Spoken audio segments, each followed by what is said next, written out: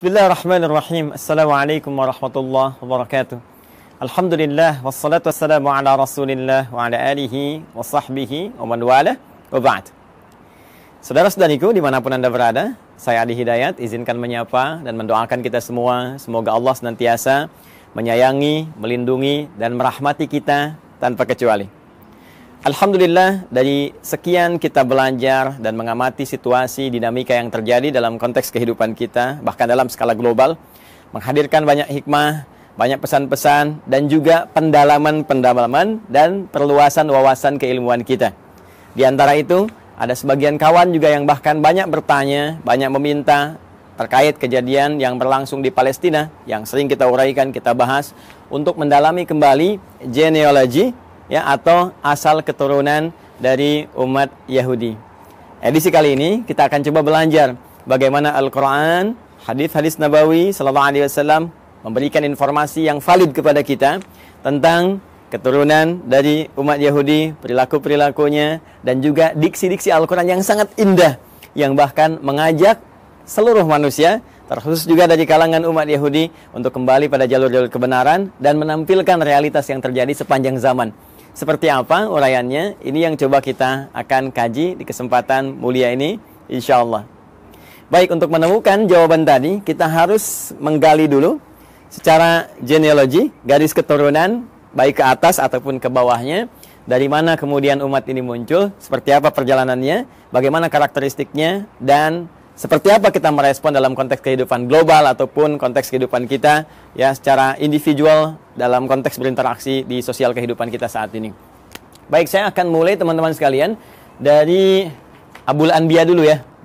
Abul Anbiya, bapaknya para nabi. Ya, gelar ini diperoleh oleh Khalilullah yang sangat dekat dengan Allah Subhanahu wa taala, yaitu Nabi Ibrahim alaihi salam, ya. Nabi Ibrahim.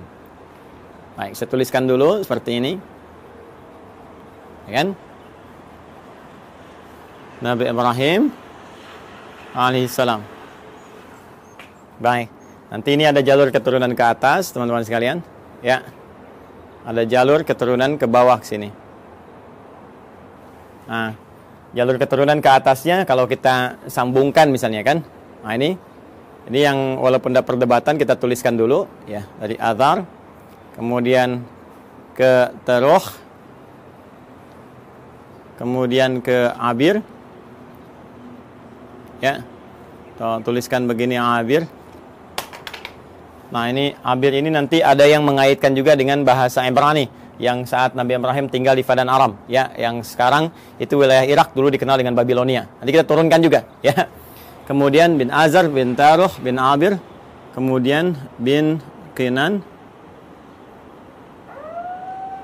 bin Arfakhshad. Tuh, ini penting sampai ada alarm tuh di komplek. Arfakhshad. Bin Azar, bin Taruh, bin Abir, bin Kinan, bin Arfakhshad, bin Sam. Kemudian di sini Sam. Kemudian bin Nuh alaihissalam. Nuh alaihissalam. Ayo teman-teman sekalian ya. Jadi ini Nabi Ibrahim alaihissalam, ya, keturunan tentunya nanti akan ketemu dengan Nabi Nuh, dan Nabi Nuh pun akan tersambung kepada Nabi Adam alaihissalam. Tapi kalau kita bahas ke atas terlalu jauh nantinya ya. Jadi kita cukupkan sini dulu. Jadi Ibrahim alaihissalam, bin Azar, bin Taruh, bin Abir, bin Kinan, bin Arfakhshad, bin Sam, bin Nuh alaihissalam. Ya.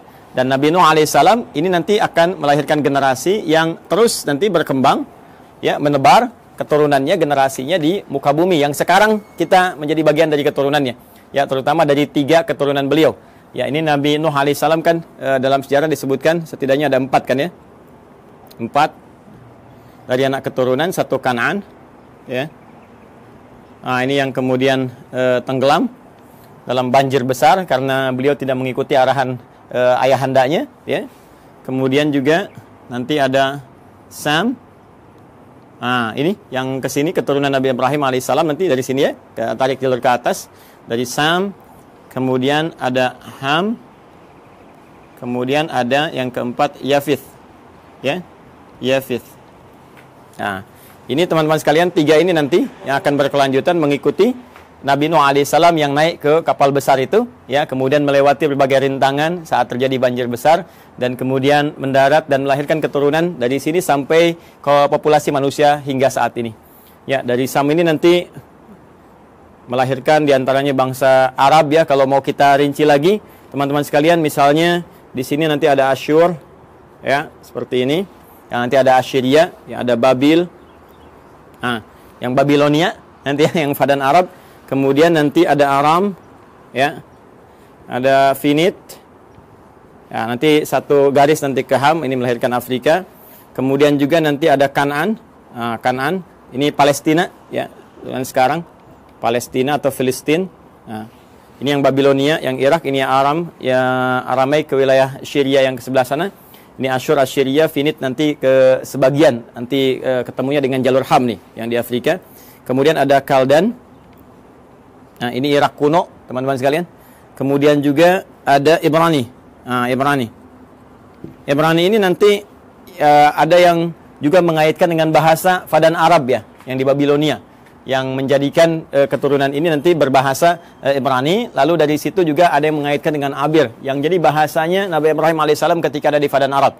Dan ketika hijrah nanti, ya, beliau ke wilayah Syam yang kita masuki sekarang, wilayah Syria, ya, Syria, Yordania, Palestina ada di situ, kemudian juga Libanon. Nah, nanti kemudian bertransformasi bahasanya penyesuaian dengan Aramaik, karena itu nanti dari Ibrani ke Aramaik. Nanti kita gali bagian aspek bahasanya ketika sampai ke sana. Kemudian di sini juga ada Masri, ya, yang nanti melahirkan turunan Mesir, karena perpaduan dari sini, ya. Jadi kita temukan Asyur, Babil, kemudian Aram, Finit, Kanaan, Kaldan, Ibrani, Masri. Ini diantaranya, ya. Kita 1, 2, 3, 4, 5, 6, 7, 8. Kita hitung, ya, kurang lebih 8. Nah, nanti Sam ini teman-teman sekalian yang populer nanti masuk kepada unsur Semitik yang sekarang, ya, termasuk Arab di dalamnya. Jadi kalau ada kita dengar Smith, ya, musuhnya Keanu Reeves, ya, dalam Matrix itu, ya, ada si Smith. Sam bukan itu saja, nanti banyak kalau nanti kita belajar, ya, tentang pemikiran Hollywood. Saya nggak berinteraksi dengan film-film dan sebagainya, tapi saya baca sejarah, ya. Nanti kalau kita baca dengan pemikiran itu, suatu saat kita akan belajar, dia akan temukan banyak sekali Sam, dan itu sangat menarik gitu, sangat menarik. Ya, kenapa temannya yang di Lord of the Ring itu kan yang mengiringi si Sam juga. Ditransforma namanya Sam juga. Nanti kadang-kadang ada Smith juga dan seterusnya. Nah, itu ada kaitan-kaitan nanti, ya. Kaitan-kaitan dengan pesan-pesan Semitik.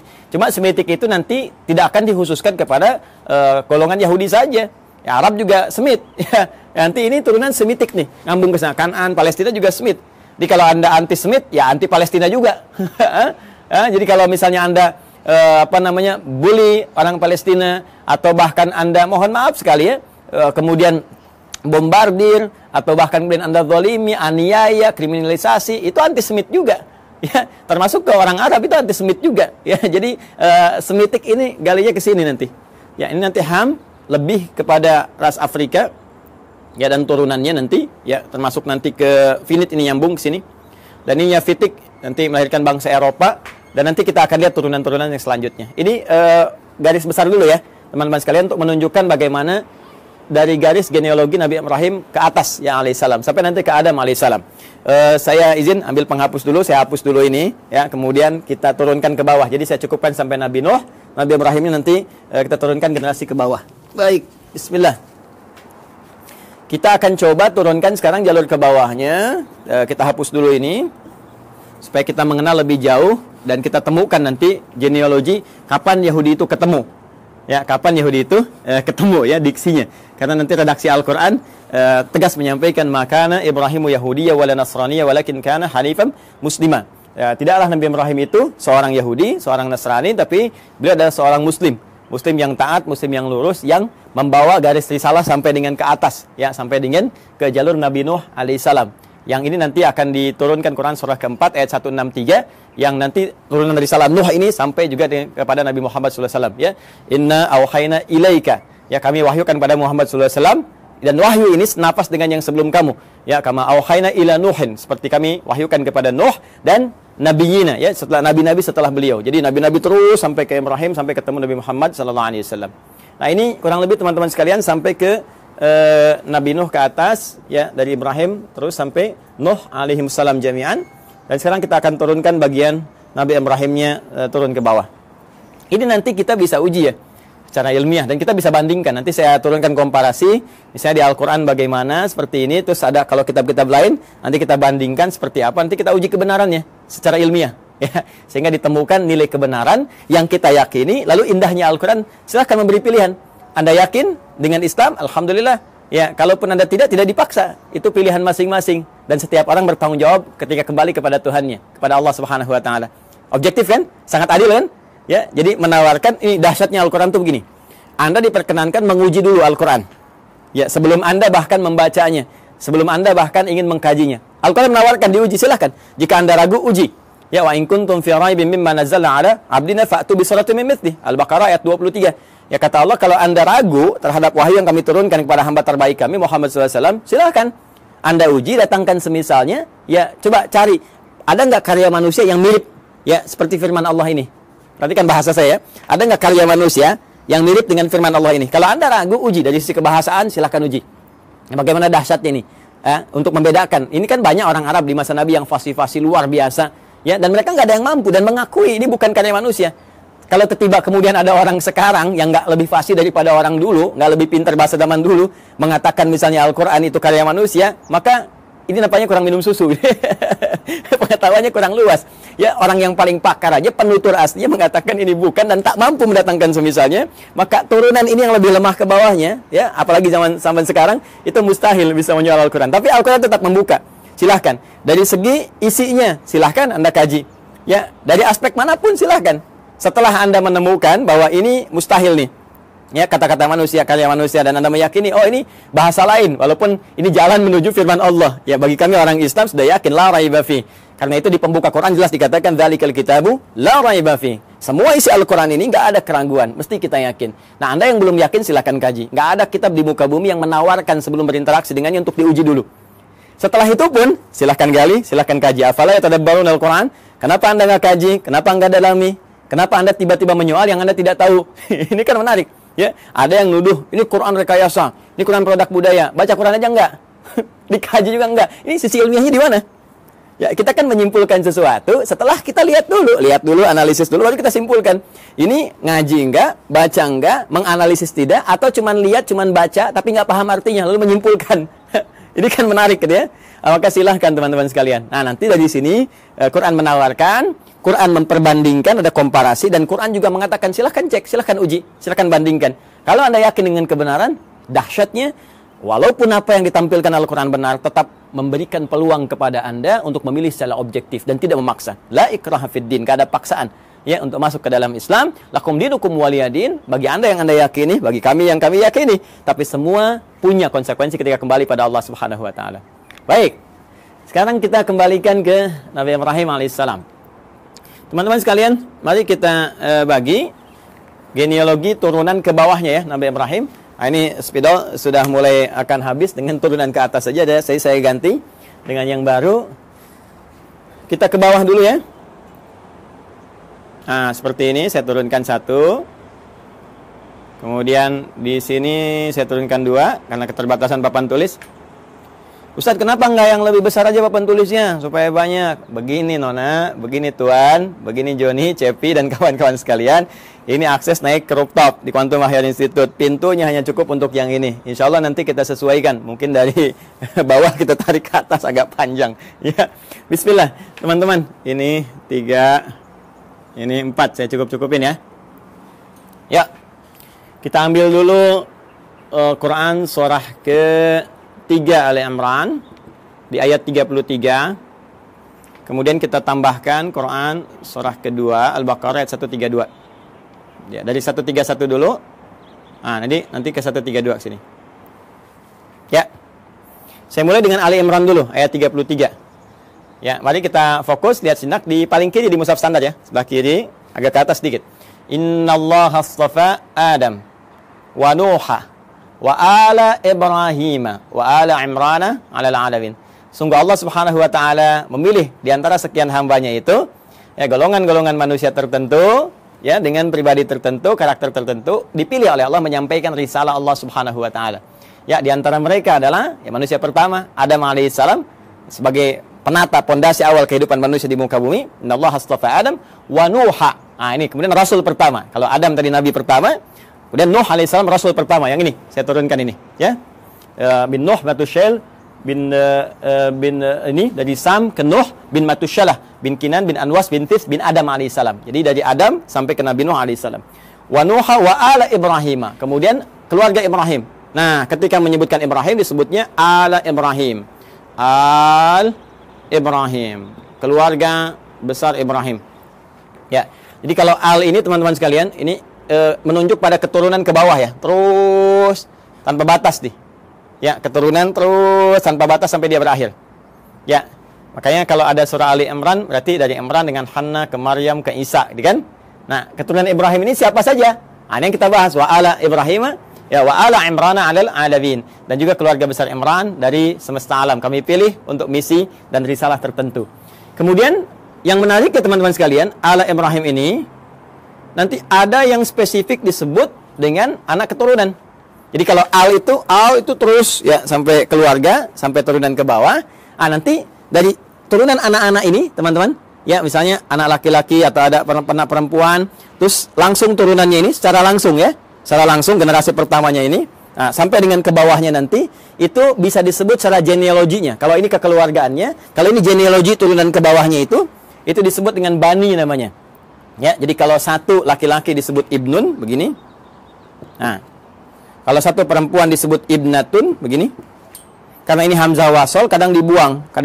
Harakat jadi pindah ke sini. Kalau harakat dipindah, kemudian ujungnya wakaf mati, jadi bin istilahnya. Anak laki-laki. Ini dibuang, jadi bin, ini mati, jadi bintun, binti, anak perempuan. Ya, Isa bin Maryam, Isa anak laki-lakinya Maryam. Aisyah binti Abi Bakar, radhiyallahu taala anhuma, ya, Sayyidah Aisyah binti Abi Bakar. Jadi anak perempuannya sahabat Abu Bakar. Ini kalau kita gabungkan keduanya, ya, terus ke bawah ini, apalagi kalau ditambah, jadi bani namanya. Ya, bani, ya kan? Anak keturunan, garis keturunan, genealogi yang ke bawahnya. Baik, nah sekarang kita sambungkan ke Quran surah 2 Al-Baqarah ayat 131. 131-nya mengatakan, "Idz qala lahu rabbuhu aslim, qala aslamtu lirabbil alamin." Ini dasar pertama. Ketika Rabbnya mengatakan ya kepada Nabi Ibrahim alaihissalam, Nabi Ibrahim punya Tuhan, ya Tuhannya Allah Subhanahu wa taala, difirmankan oleh Allah, "Aslim, tunduk patuh kamu kepada semua ketentuan Tuhan." Ya, jadi aslim itu kata perintah, fi'il amr. Ya, aslim tunduk patuh. Jadi orangnya disebut dengan muslim. Ya, bingkainya disebut dengan Islam. Jadi Islam itu bingkainya dari kata aslama yuslimu islaman. Ya, Islam itu ya disebut dengan bingkainya, frame-nya ketika kita masuk ke dalamnya beriman, yakin kita masuk. Ya, begitu masuk namanya muslim kita. Keyakinan kita menjadikan kita mukmin. Mukmin itu keyakinannya, muslim itu orang yang masuk ke dalam bingkainya. Muslim. Ya, tunduk patuh. Jadi nama muslim Islam itu memberikan kesan bahwa kita mesti tunduk, mesti patuh dengan perintah Allah Subhanahu wa taala, jangan melanggar ketentuan, ikuti semua arahan-arahan, perintahnya, jauhi larangan. Itulah Islam. Jelas ya? Orangnya muslim. Maka kata Allah Subhanahu wa taala berfirman pada Nabi Ibrahim, "Aslim, kamu tunduk patuh pada perintah Tuhan." Ya, maka beliau katakan aslamtu lirabbil alamin. Saya siap ya Allah. Sami'na wa ata'na. Ya, kita tunduk, kita patuh, kita taat, ya kan? Maka beliau katakan aslamtu lirabbil alamin, saya tunduk, saya patuh ya Allah kepada Rabb semesta alam, seluruhnya tanpa kecuali. Maka di sini Al-Qur'an mengatakan beliau hanifah muslimah, orang yang lurus, yang tegak, yang patuh, muslim. Ya, sifatnya disebut apa tadi? Islam. Ya, jadi di sini kalimat pertama ingin saya tegaskan bahwa risalah-risalah yang dibawa Nabi Ibrahim sampai ke Nabi Nuh, ya, sampai bahkan ke Nabi Adam alaihissalam, sampai turunan di ke bawah tidak akan lepas dari misi yang sama, yaitu misi untuk tunduk patuh pada ketentuan Allah Subhanahu wa taala. Tunduk patuh pada ketentuan Tuhan. Ditugaskan tunduk patuh. Jadi nggak ada nabi yang berkhianat. Ya, nggak ada nabi yang melanggar. Nggak ada nabi yang bergeser pada ketentuan Tuhan. Semua dijaga, penjagaannya disebut maksum. Karena itu sifat nabi, rasul itu punya sifat maksum, terjaga dari salah. Kalaupun naluri manusianya ingin berbuat salah, maka diluruskan. Tidak, ini ya, ini yang benar. Ya, walaupun bergeser dari nilai-nilai risalah ke kemanusiaan, nanti akan ditarik kembali. Ini manusia. Ya, sedangkan kamu punya visi kerasulan. Kamu manusia, kerjakan sifat kemanusiaannya, itu normal, itu biasa. Tapi risalah kerasulan menjagakan kamu terjaga dari perbuatan-perbuatan yang menyimpang. Maka disinilah kemudian kepatuhan, ketundukan itu dibangun. Karena itu, kepatuhan, ketundukan dalam bahasa Arab itu disebut dengan Islam namanya. Orangnya muslim. Karena itu semua risalah bahkan dari Nabi terakhir Nabi Muhammad SAW sampai ke atas, risalahnya risalah Islam. Risalah yang menjadikan mereka tunduk patuh kepada Allah dan tidak menyimpang, tidak merubah apapun. Ini penting kalimat terakhir ini saya katakan, tidak menyimpang, tidak merubah apapun, termasuk merubah firman-firman Allah, ketentuan Allah, ya, hanya sebatas urusan-urusan dunia. Tidak, jauh daripada itu. Jelas ya? Nah, kemudian amanat ini disampaikan kepada generasinya. Nah, ini dia nih. 132. Wa wassa biha Ibrahimu banihi. Dan mulai muncul. Wassa biha Ibrahimu banihi wa Yaqub. Muncul Yaqub. Ya baniya innallaha astafa lakumuddin fala tamutunna illa wa antum muslimun. Ya, maka Ibrahim mewasiatkan kepada generasinya termasuk nanti Yaqub. Kita lihat nanti Yaqub itu siapa. Baik, Ibrahim mewasiatkan kepada generasinya. Nah, ini genealogi ke bawahnya. Diwasiatkan ke bawahnya. Ya, sungguh Allah telah menetapkan bagi kalian satu tuntunan yang benar, pedoman yang benar yang harus dipatuhi. Ya, pedoman tuntunan frame tadi itu din, ya. Din kita kan namanya Islam tadi, ya, frame-nya kan Islam kan? Makanya di Quran surah ketiga, Quran surah 3 ayat 19, itu kata din disandingkan dengan Islam. Din disandingkan dengan al-Islam. Ya. Innad dina 'indallahil Islam. Innad dina 'indallahil Islam. Tadi frame-nya disebut Islam, kalau kita masuk frame ya ke dalamnya, karena yakin patuh, tunduk, ya, yakin tanpa ragu disebut iman, orang yang mukmin atau amanah atau amanu. Jadi begitu kita masuk disebut ya ayyuhalladzina amanu. Frame-nya disebut Islam. Kalau sudah masuk mesti tunduk, patuh untuk mengerjakan semua ketentuan. Makanya nanti semua ketentuannya disebut silmi namanya. Quran surah kedua ayat 208. Ya ayyuhalladzina amanu, orang yang telah yakin ya tanpa ragu, udkhulu fis silmi. Maka tunaikan semua ketentuan-ketentuan dalam frame ad-din ini. Apa frame-nya? Islam. Artinya harus tunduk, harus patuh. Ya, karena itu di lain kesempatan Nabi Ibrahim menyebutkan di Quran surah kedua ayat 132, ya innallaha astafa lakumuddin. Allah telah memilihkan bagimu frame kehidupan yang ada pedoman di dalamnya, yaitu Islam. Patuh, ya. Ke siapa ini disampaikan? Banihi. Bani, kepada keturunan-keturunannya, anak-anaknya secara genealogis, ya. Nah, ini dia yang secara genetik kita akan turunkan. Siapa anak-anak ini? Bahkan di ayat ini diberikan kisi-kisi, salah satunya ada Yaqub. Siapa Yaqub itu? Kita yang coba akan turunkan, teman-teman. Baik, izin saya hapus dulu ini. Yang ini saya hapus, ya, supaya nanti kita mudah menurunkan keturunan secara genetik dari yang ini dulu. Bismillah, Nabi Ibrahim alaihissalam, beliau kemudian menikah.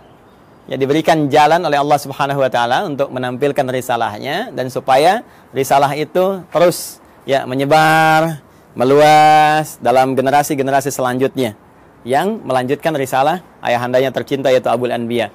Maka Allah berikan kemudian jalan untuk pernikahan. Nah, ini jalurnya untuk menikah, ya, bukan hubungan sembarangan gitu ya.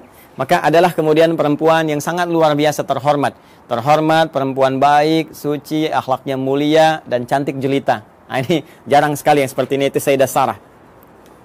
Ya. Masih di Padan Arab nanti ya, di Babilonia nanti bertemu jodohnya dengan beliau. Kemudian nanti di sini ada Sayyidah Sarah binti Am al-Khalil. Am al-Khalil. Am al-Khalil ini binti pamannya Nabi Ibrahim sendiri. Jadi Nabi Ibrahim punya saudara, punya paman juga, nanti punya anak namanya Sarah, perempuan, nanti menikah. Ya. Makanya disebut Sarah binti Am al-Khalil. Ya. Sarah binti pamannya Nabi Ibrahim sendiri atau saudaranya ke atas ya, nanti di Babilonia dinikahkan nanti dengan ini, nanti kita akan turunkan. Kemudian dengan Sayyidah Hajar alaihassalam, ya, al-Qibtiyah al-Misriyah, al-Qibtiyah al-Misriyah, al-Misriyah. Seperti ini. Baik, umumnya manusia saat ini atau kebanyakan gitu kan, orang-orang saat ini mengetahui dua ini ya, Sayyidah Sarah, Sayyidah Hajar, Sayyidah Sarah, Sayyidah Hajar, istrinya Nabi Ibrahim. Padahal nanti ternyata ada lagi yang ketiga namanya Kantorah. Kantorah bin Yaqtan, binti Yaqtan. Kantorah binti Yaqtan. Ini dia. Ada Kantorah binti Yaqtan. Ketiga dikenal juga dengan Kentura ya, Kentura, bukan Tantura, ingat ya, Kantura. Kantorah ya. Dan yang ini yang keempat di sini Hajun. Sayyidah Hajun binti Al-Amin. Masya Allah. 1, 2, 3, 4. Sayyidah Sarah binti Amil Khalil, Sayyidah Hajar Al-Qibtiyah Al-Misriyah, kemudian Sayyidah Qantara binti Yaqtan, kemudian Sayyidah Hajun binti Al-Amin. Inilah 4 ya. 4 istri Nabi Ibrahim alaihissalam, dan dari sini kita akan turunkan dari keturunannya Sayyidah Sarah, kemudian melahirkan Nabi Ishaq alaihissalam. Ini dia. Sayyidah Hajar nanti melahirkan Nabi Ismail alaihissalam. Ismail alaihissalam. Nah, nanti teman-teman penting saya sampaikan. Jadi ini Nabi Ismail alaihissalam lahir duluan. Ya, lahir duluan. Saat usia Nabi Ismail itu 14 tahun. Usia Nabi Ibrahim kisaran 120 tahun. Dan usia Sayyidah Sarah itu 90 tahun. Maka lahirlah Ishak. Nah, ini kisahnya sangat menarik nih ya. Jadi Ishak itu di dalam bahasa Arab itu bisa seakar dengan kata dhahak. Ya, dhahak. Artinya tertawa bahagia. Ya, tertawa bahagia. Nah, kenapa ada kalimat ini? Ada sebagian yang menduga begini. Ada kaitan dengan Quran surah ke-11 ayat 71. Ya. Sampai dengan sama juga dengan isyaratnya di Quran surah ke-51 Adz-Dzariyat ayat 24 sampai dengan 29. Di Quran surah 11 Hud ayat 71 itu jadi kisahnya begini. Kisahnya bahkan sampai viral ya. Itu kisahnya ketika datang malaikat ya, beberapa rombongan malaikat ingin menuju kaumnya Nabi Lut. Dikisahkan di sini nih. Quran surah 51 buka ayat 24-nya. Di sebelah kanan agak ke bawah. Ya, hal ataka haditsu dhaif Ibrahim al-mukramin iddakhalu alaihi faqalu salama qala salam qaumum munkarun. Jadi datang serombongan malaikat mampir ke tempat Nabi Ibrahim, tujuan utamanya adalah ke saudara beliau di Nabi Lut ya. Jadi di situ di satu masa ada 2 distrik berbeda, nabinya ada 2, rasulnya ada 2 ya. Jadi enggak setiap masa nabinya 1, boleh jadi setiap tempat itu yang berbeda ada nabi juga. Nah, ini keponakannya, Nabi Lut keponakan Nabi Ibrahim. Kemudian apa yang terjadi? Ketika akan datang yang menghukum umatnya Nabi Lut yang memang minta diadab, ini keterlaluannya, minta diadab ya, maka malaikat mampir dulu ke tempatnya Nabi Ibrahim. Ketika itulah mengabarkan bahwa Sayyidah Sarah ini yang sudah usia 90 tahun itu akan punya keturunan. Akan punya anak, akan mengandung. Maka di sini kemudian beliau disebutkan sambil menepuk wajahnya, fasaqat wajhaha wa qalat ajuzun aqim. Beliau mengatakan, apa yang seperti ini masih mungkin bisa punya keturunan? Itu sambil berdiri. Berdiri itu bahasa Arabnya qaimun, qaim. Kalau perempuan tambah tak di ujungnya, qaimatun. Ya, jadi sambil berdiri menepuk begini sambil tertawa. Ya. Ini yang seperti ini apa masih mungkin punya keturunan? Jadi ketawa gembira, tertawa dan nepuk-nepuk, ya, seakan takjub dengan keadaannya. Maka di Quran surah ke-11 ayat 71 disebutkan, wa imra'atuhu qa'imatun fadhahikat fabasyarnaha bi Ishaq. Ya, Masya Allah. Wa imra'atuhu, sedangkan istrinya Nabi Ibrahim alaihissalam yaitu Sayyidah Sarah qa'imatun, langsung berdiri mendengar kabar itu. Ya, ketika malaikat mengatakan di surah ke-51 ini, ya, kemudian mengatakan fabasyaruhu bi ghulamin alim, dia akan dapat anugerah seorang anak yang sangat cerdas, gulamun alim. Kalau Ismail gulamun halim, kalau ini gulamun alim. Ya, halim itu cerdas dan perasa. Ya, tapi gulamun alim cerdas. Jadi anak kamu akan lahir darimu anak yang sangat cerdas, gitu kan? Anak jenius, cerdas, maka langsung bangkit menepuk, tertawa gembira. Apa mungkin yang masih begini masih punya keturunan? Ya, maka di Quran surah 71, di Quran surah 11, Hud ayat 71 dikatakan wa imra'atuhu qa'imatun fadhahikat, maka tertawa gembira dan sambil menepuk bagian pipinya, fabasyarnaha bi Ishaq, kami kemudian anugerahkan kepadanya namanya anak bernama Ishaq. Ya, yaitu apa? Memberikan kesan bahwa kamu kaget sambil tertawa, kami berikan seorang anak yang akan memberikan kegembiraan pada dirimu dan menghadirkan tertawa bahagia, tertawa gembira. Artinya yang selalu membuat engkau riang, membuat engkau bahagia sampai engkau tertawa gembira dan terhibur. Jadi apa yang kau rasakan seakan-akan sedih, gitu kan? Seakan merasakan kapan punya keturunan, sekarang kau tinggal gembira aja. Anak itu akan memberikan kesan kau sambil gembira, tertawa dan sebagainya. Itulah Ishaq. Jelas ya? Nanti ada Ismail dari Sayyidah Hajar, ya, alaihissalam. Ini disebut di Al-Quran ghulamun halim, anak cerdas yang punya empati tinggi, rasa tinggi. Sehingga nanti banyak kisah, kita akan masuk ke kisah itu ketika akan menurunkan Ismail sampai ke Nabi Muhammad SAW. Ya, itu bagaimana bapaknya akan membawa tugas yang tidak mudah meninggikan bangunan Ka'bah yang hancur atasnya di masa Nabi Nuh itu. Tiba-tiba nanti Ismail datang membawa batu, merasakan bagaimana beban kerja ayahnya, pengen bantuin. Ya, sehingga ketika Nabi Ibrahim mulai bekerja, tapaknya disebut makam Ibrahim. Nabi Ismail membawa batu disusun-susun, susunannya disebut dengan Hijr Ismail. Sampai sekarang sudah ada di area Ka'bah. Nanti puncaknya saat peristiwa kurban itu. Nanti ya, supaya nggak terlalu panjang, kita berhenti dulu di sisi genetik dulu ya, sampai sini. Nah, dari Kantorah, Sayyidah Kantorah, ini juga nanti menurunkan ada keturunan-keturunan. Ya, diantaranya nanti satu, Madian. Nah, nanti teman-teman pernah dengar Nabi Musa alaihissalam ketika dikejar-kejar ya, prajurit Fir'aun, ya, dalam peristiwa itu kan pergi ke Madian dulu kan. Nah, ini nanti ada keturunan dari Sayyidah Kantorah. Kemudian ada Madian, ada Zamran. Ya. Kemudian yang ketiga ada Suraj. Nah, kemudian juga kita temukan ada Yukshan. Nah, atau Yakshan, boleh dibaca Yakshan, Yukshan. Kemudian juga yang kelima ada Nasak atau Naksan. Ya, Nasak ya, atau ada yang menyebutkan Nakshan, ada yang menyebutkan Nasak ya. Yang keenam sebetulnya ada 6 anak, cuma yang 6 tidak diketahui, tidak disebutkan. Jadi di Madian, Zamran, Suraj, Yuksan, Nasak, dan yang keenam ini tidak disebutkan ya.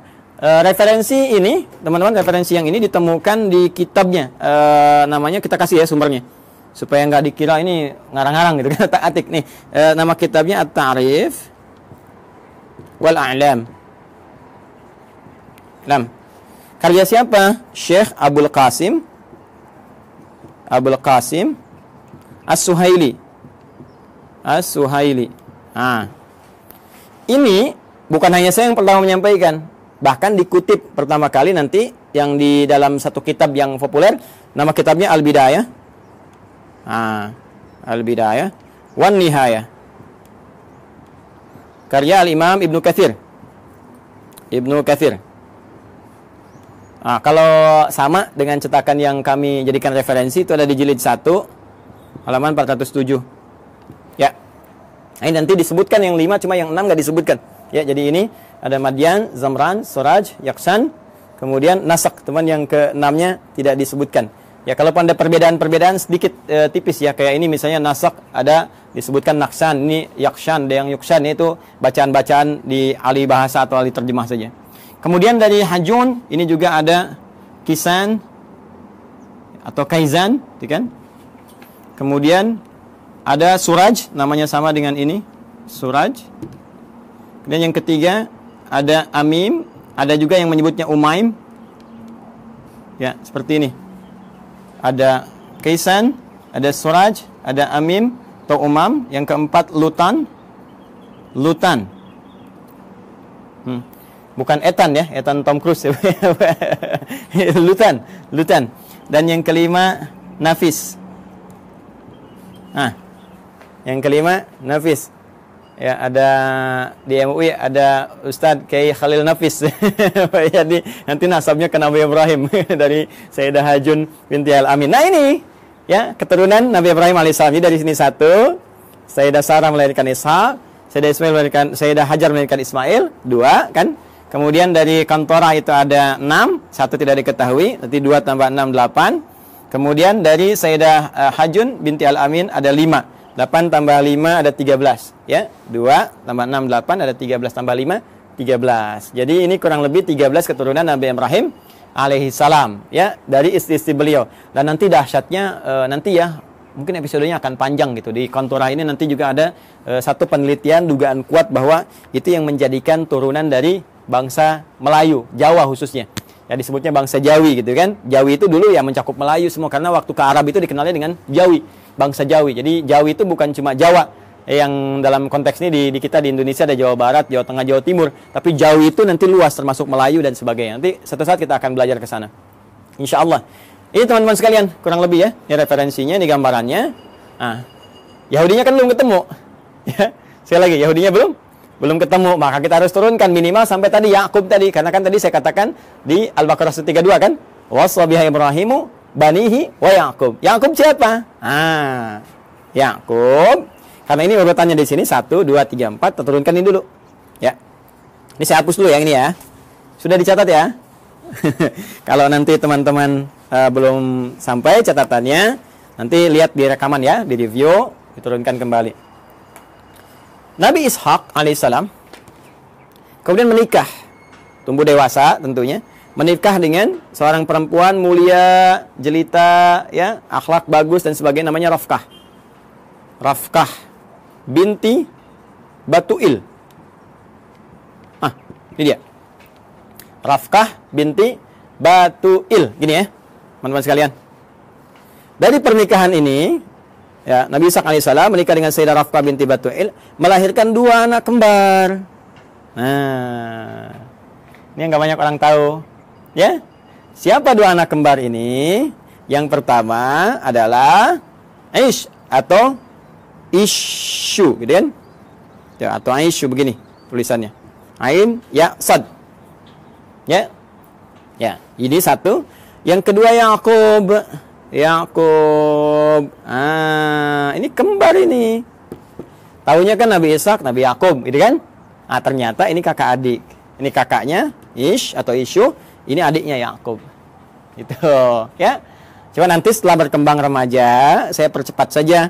Yang Ish ini, Ishu ini, nah, akan ditugaskan nanti berkelana gitu kan, merantau ke wilayah Romawi, Roma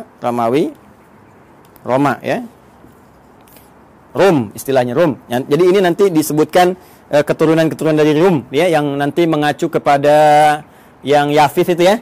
Yang Yafith generasinya itu asal generasi awal, cuma nanti yang ini yang memajukan, yang memberikan istilahnya arahan-arahan, gitu kan, mensibgo dan sebagainya. Ini nanti Aish atau Aishu. Ya, jadi sudah ada Romawinya. Sudah ada Romnya, cuma ini nanti ke sini dan beraktivitas banyak di sini. Ya, dan ini nanti akan nyambung kepada generasinya Yafith yang dari Nuh alaihissalam tuh ya, yang Yafitik itu.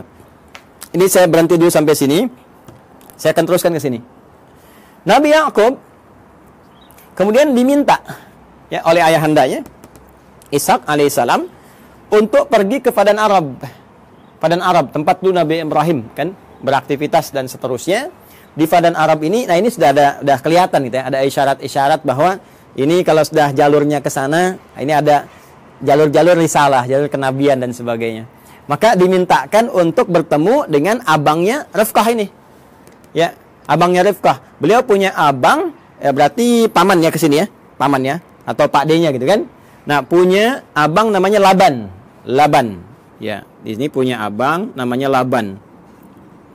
Ada juga yang menyebut dengan Laman namanya. Laban atau Laban. Laban. Bukan Gaban ya. Laban. Laban atau Laman. Nah, Laban secara singkat ini punya 2 orang anak. Ya, saya ulangi ya. Punya berapa orang anak? 2 orang anak. Nah, teman-teman sekalian, singkatnya ketika Nabi Yakub alaihissalam itu datang ke Padan Arab, kan, ke Babilonia, mencari dan sebagainya, maka setelah perjalanan itu ditemukanlah nanti salah seorang perempuan bertanya kepadanya dan ditunjukkan tempatnya Laban. Ternyata itu anaknya. Siapa anaknya itu? Namanya Rahil. 1, Rahil. Jelas? Nah, ini anak yang pertamanya. Nah, kemudian teman-teman sekalian setelah tinggal di sini ditemukan juga kakaknya Rahil. Jadi yang pertama bertemu dengan Rahil dulu. Ini adiknya, adik. Nah, kemudian yang kedua bertemu dengan kakaknya Rahil, dipertemukan dengan kakaknya Rahil, ya. Siapa namanya? Nah, kakaknya Rahil ini namanya Laya, kan? Laya atau juga ada yang menyebut dengan Lea. Ini kan? Laya atau Lea. Nah, secara singkat ternyata beliau ini ditugaskan untuk menyampaikan pesan kepada Laban supaya ini bisa besanan. Nabi Ishaq bisa besanan dengan Laban. Maka dimintalah untuk menikah, memilih salah satunya. Ya, memilih salah satunya, walaupun ada riwayat menyebutkan Nabi Nabi Yakub ini nanti ditawarkan untuk menikahi dengan Laya dulu, kakaknya dulu. Ya, jadi ini kakak didahulukan. Nah, kemudian beliau kan seorang yang sangat perasa ya. Yakub itu punya keunggulan yang luar biasa. Ya, beliau seorang yang sangat dekat ya dengan Allah, rajin ibadah. Kemudian lebih daripada itu juga sangat merasakan tidak ingin menyinggung orang, ya, curhatnya diserahkan kepada Allah sehingga orang-orang banyak nggak tersakiti. Jadi ini yang menjadikan beliau daripada nanti satu menikah, yang lain merasakan nggak nyaman, maka mengajukan dua-duanya aja dinikahin. Ya kan? Nah, ini belum turun syariat yang di era Nabi Muhammad SAW, turunnya Quran surah keempat An-Nisa ayat 23, larangan menikahi kakak adik. Ya, wa antajma'u bainal ukhtaini illa ma qad salaf. Paling kanan sebelah bawah di mushaf standar ya. Wa antajma'u bainal ukhtaini illa ma qad salaf. Dilarang bagi kalian untuk menikahi kakak adik ya secara langsung kecuali yang dulu pernah terjadi. Ya, karena keadaan sekarang beda. Dulu orang bisa mengendalikan, bisa tahu, bisa paham dan untuk menjaga keturunan yang sangat terbatas keadaannya pada waktu itu. Sekarang sudah banyak menyebar. Makanya dilarang sekarang menikahi kakak adik dalam satu mahram. Ya dulu masih berlaku illa ma qad salaf. Maka dinikahilah kemudian Layya, ini pertama kali. Dan kemudian Rahil, yang kedua dinikahi. Ya. Dari Layya ini turun keturunan teman-teman sekalian ada 6 orang anak. Ya, 6 orang anak ini Rabin. Kemudian 2 Syam'un atau Simon. Dan yang ketiga Levi atau disebut juga dengan Lewi. Ya, Levi itu ya, Levi. Tulisannya begini, bukan Levis ya, Levi. Lewi, gini. 4 Yahuda. Kemudian yang kelima Izakar. Ya. Yang keenam Zabulun. Dari Rahil melahirkan 2 orang anak, ya. 1 Yusuf alaihissalam, Rahil. Ya. Ini ibunya cantik sekali, cantik, jelita, taat, patuh. Makanya anaknya juga tampan, luar biasa ya. Tampan dan nantilah pas masuk cerita Nabi Yusuf, ini masih panjang, tenang aja teman-teman. Masih panjang. Dan yang kedua Bunyamin. Ya, Bunyamin. Ya. Baida Royani nggak masuk sini. Maaf ya. Bercanda. Ini Yusuf dengan Bunyamin, ya. Berjalan, tiba kemudian sudah berumah tangga. Singkatnya, ini minta balik dulu. Minta sowan lagi kepada bapaknya gitu kan. Supaya nanti ada bekal-bekal yang terbaik untuk dilanjutkan dan seterusnya gitu kan. Nah, nanti teman-teman sekalian sebelum kembali ini oleh Laban dihadirkan asisten rumah tangga untuk bantu baik kepada Rahel ataupun Layya supaya tugasnya lebih mudah karena tahu tugas Nabi Yakub pasti akan berat. Maka dikirimkanlah kemudian 2 orang untuk bantu. Layya dikirimkan Zulfa atau Zalfah. Ya, Zulfa atau Zalfah. Nah, kemudian dari Rahel pun dikirimkan Balha. Ya. Balha untuk membantu. Dan Nabi Yakub melihat, ini akan di rumah nih, banyak interaksi, ya. Daripada nanti aneh-aneh, lebih baik jadi mahram sekalian. Mahram sekalian supaya membantu ada dalam lingkup keluarga. Makanya dinikahilah kemudian ini juga sehingga 4 genap 4 istri Nabi Yakub alaihissalam. Ya, nanti dari sini ada 2 anak lagi, ya, dari Zulfa dan dari Balha 2 anak lagi. Ini papan tulisnya nggak cukup nih kalau saya tuliskan. Ada Dan, ada Jad dan yang lainnya. Jadi dari sini saya sebutkan 2. Teman-teman sekalian, ada 2. Ini pun 2. Ya. Jadi dari sebelumnya 6 dari Layya, tambah 2 dari Rahil, 6 tambah 2, 8, tambah 2 dari Zulfa, 10, tambah 2 dari Balha, 12. Inilah dari 12 keturunan Nabi Yakub alaihissalam. Yakub alaihissalam. Ini keturunannya ada berapa? Ada 12. Yakub ini masih mengalami tentunya masanya bapaknya Ishak dan ada yang menduga juga masih bertemu dengan Nabi Ibrahim. Jadi Nabi Ibrahim punya anak, nanti Nabi Ishak punya cucu Nabi Yakub. Tapi keturunan ke sini belum tentu jumpa. Ya, di yang cicitnya lagi sampai ke Yakub masih ada. Maka Yakub meneruskan wasiat bapaknya Ishak, Ishak meneruskan wasiat bapaknya Ibrahim. Makanya seringkali ditemukan kalimat ya Ismaila wa Ishaqa wa Yaquba gitu kan. Wal asbat, asbat ini 12 ke sini. Jadi Yakub meneruskan ke sini. Ya, nah ini teman-teman sekalian gambaran ini. Nah, Nabi Yakub ini seperti saya katakan tadi, Nabi yang sangat baik, taat, patuh, gitu kan? Ciri-ciri hamba lah. Hamba dalam bahasa Arab disebut abdun. Dalam bahasa Ibrani pada saat itu disebut dengan Isra. Isra. Ya, hamba siapa ya? Hamba Allah. Jadi kan puncak pujian Allah kepada ya ciptaannya, makhluknya, manusia itu sifatnya bukan disebut Nabi Rasul. Nabi Rasul itu menunjuk pada tugas dan berita besar yang dibawa. Puncak pujiannya justru terletak pada kalimat hamba, abdun. Makanya Rasulullah SAW ketika diisrakan itu disebutnya dengan kata abdun, subhanalladzi asra bi abdihi, kan? Maka ini pun dipuji dengan sifat penghambaannya itu Isra, hamba Allah yang taat. Allah dalam bahasa Ibrani pada saat itu disebut dengan Il. Ya, maka disebut dengan Israel, Israel. Asalnya kata Israel ini menunjuk kepada Yakub alaihissalam. Mana Nabi Yakub nih ya? Nah, di sini. Nih. Asalnya menunjuk kepada Nabi Yakub alaihissalam yaitu Israel. Ya, Il ini sudah kita temukan juga di Jibril, Mikail, Israfil, Israel, ya, malaikatnya Allah Subhanahu wa taala. Israel hamba, ya, Il Allah yang taat, yang saleh. Anak-anak tadi yang ini, teman-teman masih ingat kan istilahnya? Ya kan? Kalau dikumpulkan semuanya menjadi Bani kan istilahnya. Maka muncullah istilah Bani Israel. Bani Israel. Jadi asalnya konotasi Bani Israel itu positif. Anak-anaknya keturunan Nabi Yakub yang saleh, yang baik. Nabi Yakubnya yang saleh, yang baik. Nah itu disebutkan Bani Israel supaya memberikan kesan untuk ikuti bapakmu. Jangan menyimpang, jangan jauh-jauh. Makanya di Quran nanti banyak diksi menunjukkan ya Bani Israel, ya Bani Israel. Disadarkan lagi, hai Bani Israel, kamu ini kan punya kelebihan, bapakmu itu baik, bapakmu saleh. Jangan berbuat seperti ini. Itu menodai cita keluarga, ya, menyakiti bapakmu dan memberikan kesan yang tidak bagus itu dalam keluarga, dalam keturunan. Maka perbaiki, ajak balik. Bahkan nanti diajak untuk kembali lagi. Ketika menyimpang, ajak balik. Sifatnya disebutkan, kata kerjanya disebutkan. Nah, apa sifatnya itu? Apa kata kerjanya? Dan dari mana kemudian muncul generasi Yahudi? Ya kan? Ada yang mengatakan nih paham keagamaan, ada yang mengatakan turunan dari 12 anak yang ini muncul. Siapa 12 anak ini yang melahirkan Yahudi? Apakah itu paham benarkah paham keagamaan atau keyakinan? Atau doktrin tertentu? Ya, sampai kagetnya sampai tukang-tukang juga lewat ngasih intro. Kalau Anda mendengar, kita akan lanjutkan dan sambungkan di kesempatan yang lain insya Allah. Edisi yang perdana tentang genealogi Yahudi dalam Al-Quran, hadis-hadis Nabi, dan fakta sejarah yang kita gali. Adi Hidayat, semoga bermanfaat. Assalamualaikum warahmatullahi wabarakatuh.